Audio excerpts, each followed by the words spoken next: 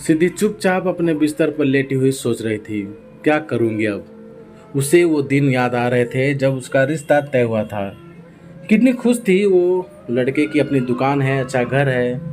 वो तो शायद पढ़ाई भी पूरी नहीं करती अगर ससुर जी जिद ना करते। आज देखो सब कुछ खत्म हो चुका है। पति का काम और चरित्र दोनों ही ठीक नहीं निकले। आखिर क्या कमी थी उसमें। अब इन दो बच्चों को पालने की नौकरी कर रही हूँ। अचानक उसको विमल जो उसके साथ काम करता था उसकी बात याद आई। मैं बिजनेस करूँगा, आप चाहो तो ज्वाइन कर सकते हो। विमल सिद्धि का जूनियर था। दोनों एक्सपर्ट हाउस में काम करते थे। विमल बहुत होशियार और सुलझा हुआ लड़का था। सिर्फ एक्सपीरियंस लेने के लिए कुछ समय के लिए वो ऑफिस आया था। अगले दिन सिद्धि ऑफिस गई तो विमल रिजाइन दे रहा था। उसने फिर कहा, मैडम आप चाहें तो ज्वाइन करें।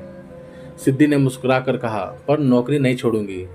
विमल ने कहा, मुझे कोई प्रॉब्लम नहीं, शाम को 3 घंटे दीजिए बहुत है।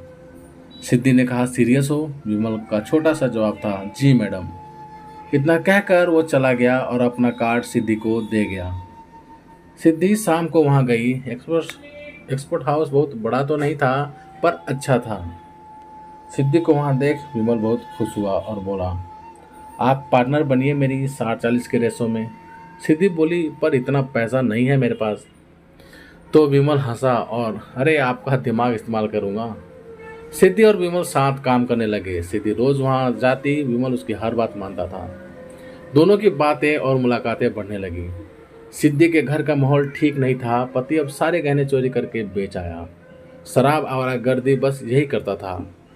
एक दिन विमल ने बोल ही दिया, आप तलाक ले लो। सिद्धि चुप रही। वो जानती थी इस समाज में ये इतना आसान नहीं।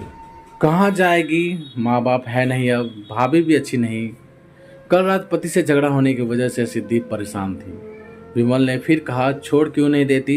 सिद्धि ने कहा, छोड़ के कहाँ जाऊँ, कौन देखेगा मेरे बच्चों को।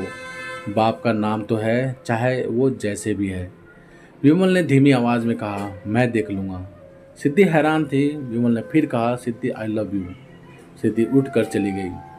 कई बातें दिमाग में घूमने लगी। वो ऐसा कैसे करे, समाज रिश्तेदार थूकेंगे उस पर।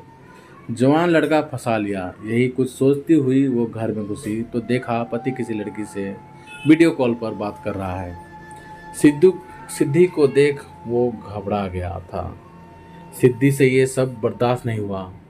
उस दिन उसे लगा वो औरत है तो समाज की फिक्र वही करेगी, इस आदमी को कुछ परवाह नहीं। उसने फैसला किया कि अब वो नहीं डरेगी और उसने तलाक ले लिया। वो किराए के घर पर रहने लगी थी।